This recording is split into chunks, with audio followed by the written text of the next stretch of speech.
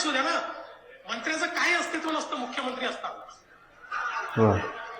नाही नाही, जे खरं आहे ते खरं आहे.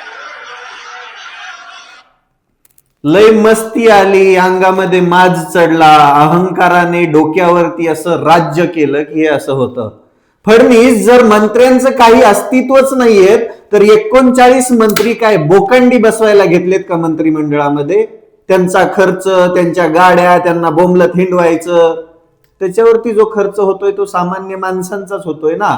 तुम्ही एकटेच राजा झालेले आहात, तुम्ही मुख्यमंत्री बनून दुसऱ्या कोणाचंच काही चालू देत नाहीयेत, तर या मंत्र्यांची काय गरज आहे? 33 मंत्री आहेत तुमच्या मंत्रिमंडळामध्ये, 6 राज्यमंत्री आहेत, ते काय मग तिथं मुजरा खेळायला बसवलेत काय? अरे काय बोलता तुम्ही? तुमच्यामध्ये अहंकार आलेला आहे, तुमच्यामध्ये वास्तविक पाहता मस्ती आली आहे.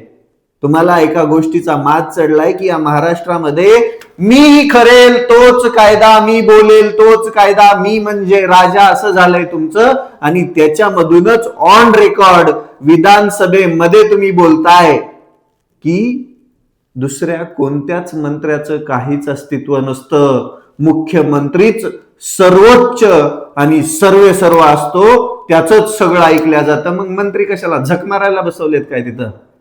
महाराष्ट्राच्या बोकांडी बसवलाय. खर्च काढून टाका, सगळे मुख्यमंत्री साहेब सगळे काढून टाका, एकही मंत्री ठेवू नका, आमचा खर्च वाचेल, तुम्ही एकटेच राज्यकारभार हाका, नवे महाराष्ट्रामध्ये फडणवीस साहेबांची हुकुमशाही चालू आहे असं घोषित करा, म्हणजे आम्ही सुखी होऊ आणि तुम्ही बी सुखी होताल, कारण की शेवटी तोच तुमचा अजेंडा आहे.